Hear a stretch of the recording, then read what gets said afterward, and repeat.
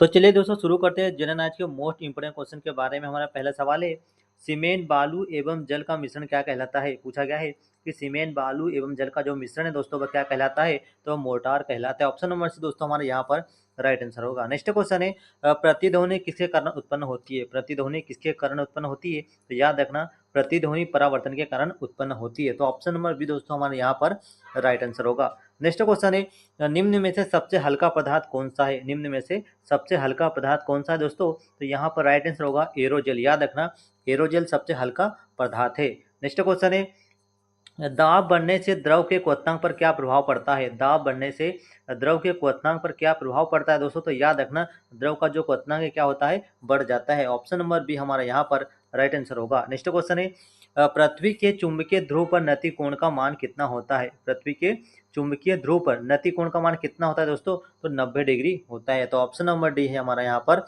Right answer होगा। Next question है, भविष्य का ईंधन किसे कहा जाता है। भविष्य का ईंधन किसे कहा जाता है दोस्तों, तो याद रखना हाइड्रोजन को। याद रखना भविष्य का ईंधन कौन सा है, तो हाइड्रोजन है। नेक्स्ट क्वेश्चन है, रेडियो तरंगों की चाल क्या होती है। रेडियो तरंगों की चाल क्या होती है दोस्तों, तो याद रखना 3 × 10⁸ मीटर प्रति सेकंड होती है।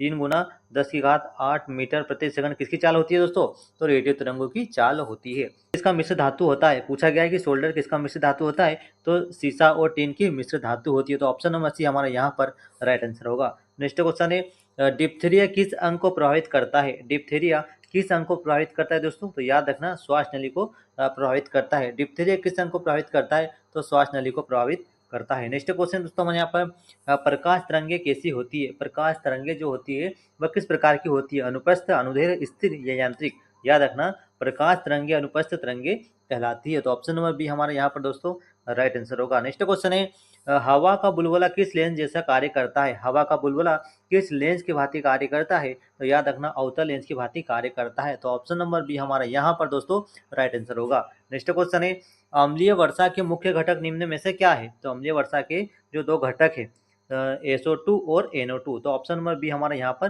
राइट आंसर होगा। अम्लीय वर्षा का जो मुख्य घटक है एक SO2 और एक NO2 है।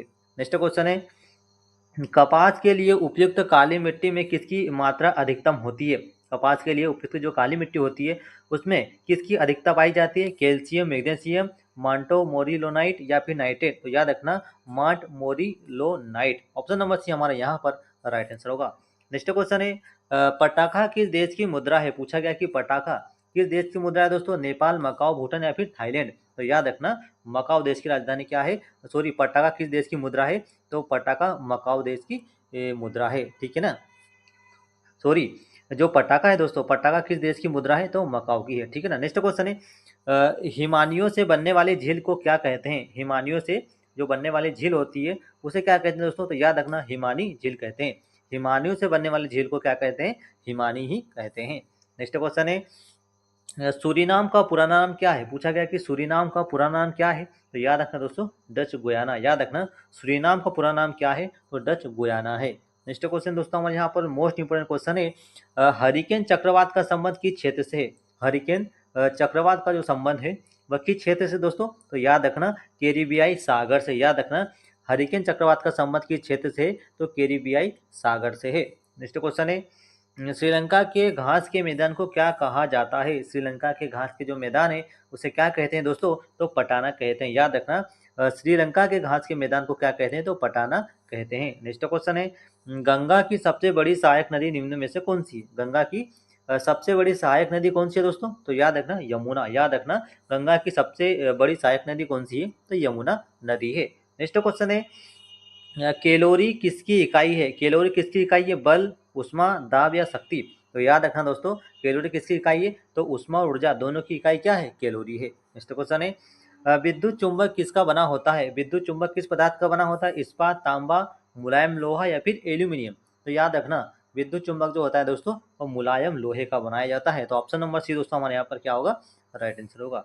नेक्स्ट क्वेश्चन है मोस्ट इंपोर्टेंट क्वेश्चन है, 1 माइक्रोन बराबर होता है। पूछा गया है कि 1 माइक्रोन कितने बराबर होता है, तो याद रखना 1 माइक्रोन बराबर 0.001 mm होता है। याद रखना 1 माइक्रोन बराबर 0.001 mm होता है। नेक्स्ट क्वेश्चन है, लोलक की लंबाई एक चौथाई हो जाने पर उसका आवर्तकाल कितना होता है? लोलक की जो लंबाई है एक चौथाई हो जाने पर उसका आवर्तकाल कितना होता है? तो आधा हो जाता है। कितना होता है दोस्तों? आधा हो जाता है। तो ऑप्शन नंबर बी हमारे यहाँ पर राइट आंसर होगा।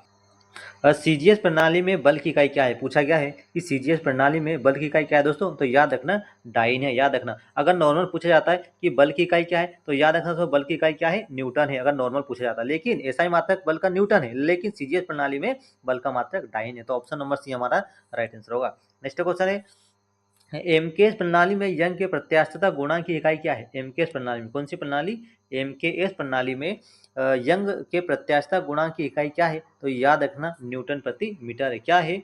न्यूटन प्रति मीटर होता है। किसकी? एमकेएस प्रणाली में यंग के प्रत्यास्थता गुणांक की इकाई न्यूटन प्रति मीटर स्क्वायर होती है। नेक्स्ट क्वेश्चन है, बेल धातु में किस धातु का मिश्रण होता है? बेल धातु में किस धातु का मिश्रण होता है? तो याद रखना तांबा और टीन का। याद रखना जो बेल होता है वह किस धातु को बनाया जाता है? तो तांबा और टीन की मिश्र धातु को मिलाकर जो बेल बनाया जाता है। नेक्स्ट क्वेश्चन है, 1 नैनोमीटर बराबर होता है, 1 नैनोमीटर बराबर होता है, तो 1 नैनोमीटर बराबर 10⁻⁹ मीटर होता है। तो दोस्तों ऑप्शन नंबर सी हमारा यहाँ पर राइट आंसर होगा। नेक्स्ट क्वेश्चन है, रविन्द्रनाथ टैगोर के पिताजी का नाम क्या था? मोस्ट इंपोर्टेंट क्वेश्चन पूछा गया है कि रविन्द्रनाथ टैगोर के पिताजी का नाम क्या था दोस्तों? तो याद रखना देवेंद्रनाथ टैगोर। याद रखना रविन्द्रनाथ टैगोर के पिताजी का नाम क्या था? तो देवेंद्रनाथ टैगोर था। ऑप्शन नंबर बी हमारा यहाँ पर दोस्तों राइट आंसर होगा। नेक्स्ट क्वेश्चन है, जलयानों की चाल किस इकाई में मापी जाती है? जलयानों की जो चाल होती है वह किस इकाई में मापी जाती है दोस्तों? तो याद रखना नॉट में मापी जाती है। ठीक है ना, जलयानों की जो चाल होती है कि जलयानों की चाल किस इकाई में मापी जाती है? तो नॉट में मापी जाती है। तो ऑप्शन नंबर सी दोस्तों हमारे यहाँ पर राइट आंसर होगा। नेक्स्ट क्वेश्चन है, हीनयान और महायान किस धर्म के भाग है? हीनयान और महायान किस धर्म के भाग है? तो याद रखना दोस्तों बौद्ध धर्म के भाग है। हीनयान और महायान किस धर्म के भाग है? तो बौद्ध धर्म के भाग है। नेक्स्ट क्वेश्चन है, पंकज आडवाणी किस खेल से संबंधित है? तो क्रिकेट, बैडमिंटन, स्कूनर या फिर टेनिस? तो याद रखना दोस्तों पंकज आडवाणी स्नूकर से संबंधित है। तो ऑप्शन नंबर सी हमारे यहाँ पर राइट आंसर होगा। नेक्स्ट क्वेश्चन है, सिमलीपाल राष्ट्रीय उद्यान कहाँ पर स्थित है? पूछा गया है कि सिमलीपाल राष्ट्रीय उद्यान कहाँ पर स्थित है? बिहार, उड़ीसा, झारखंड या फिर छत्तीसगढ़? क्या राइट आंसर होगा दोस्तों यहाँ पर? सिमलीपाल राष्ट्रीय उद्यान कहाँ पर स्थित है? तो उड़ीसा राज्य में है। तो यहाँ पर ऑप्शन नंबर बी हमारा राइट आंसर होगा। नेक्स्ट क्वेश्चन है, हल्दिया तेल शोधक कारखाना कहाँ पर स्थित है? हल्दिया तेल शोधक कारखाना कहाँ पर स्थित है? गुजरात, महाराष्ट्र, पश्चिम बंगाल या फिर असम? तो याद रखना दोस्तों हल्दिया तेल शोधक कहाँ पर है? तो ये पश्चिम बंगाल में स्थित है। ऑप्शन नंबर सी हमारा यहाँ पर राइट आंसर होगा। नेक्स्ट क्वेश्चन है, वर्तमान में जर्मनी की मुद्रा क्या है? पूछा गया कि वर्तमान में जर्मनी की मुद्रा क्या है दोस्तों? डॉलर, यूरो, पाउंड या फिर फ्रैंक? तो याद रखना वर्तमान में इस समय जर्मनी की मुद्रा क्या है? यूरो है। तो ऑप्शन नंबर बी हमारा यहाँ पर राइट आंसर होगा।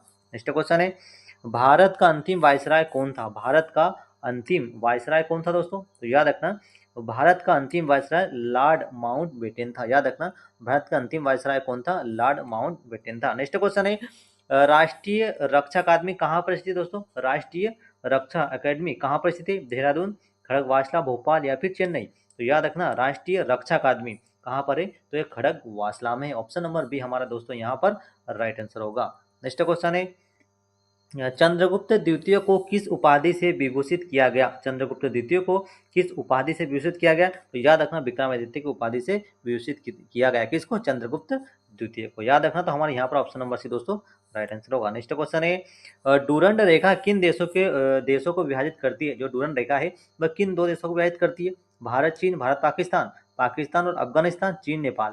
तो याद रखना डूरंड रेखा जो है वह अफगानिस्तान और पाकिस्तान की रेखा से विभाजित करता है, यानी कि डूरंड रेखा पाकिस्तान को अफगानिस्तान से अलग करता है। ठीक है ना, तो ऑप्शन नंबर सी हमारे दोस्तों यहाँ पर राइट आंसर होगा। नेक्स्ट क्वेश्चन है, ये विश्व का सबसे बड़ा मोटर वाहन केंद्र कहाँ पर स्थित है? टोक्यो, डेट्रॉयट, लंदन या फिर बर्लिन? तो याद रखना विश्व का सबसे बड़ा मोटर वाहन केंद्र कहाँ पर है? डेट्रॉयट में। और कहाँ पर है? अमेरिका में। ठीक है ना, तो ऑप्शन नंबर बी हमारा यहाँ पर राइट आंसर होगा। नेक्स्ट क्वेश्चन है, सप्तवर्षीय युद्ध किन देशों के बीच हुआ? सप्तवर्षीय युद्ध किन देशों के बीच हुआ था दोस्तों? तो इंग्लैंड और फ्रांस देशों के बीच हुआ था। ऑप्शन नंबर ए हमारा दोस्तों यहाँ पर राइट आंसर होगा। नेक्स्ट क्वेश्चन है, कौन सा देश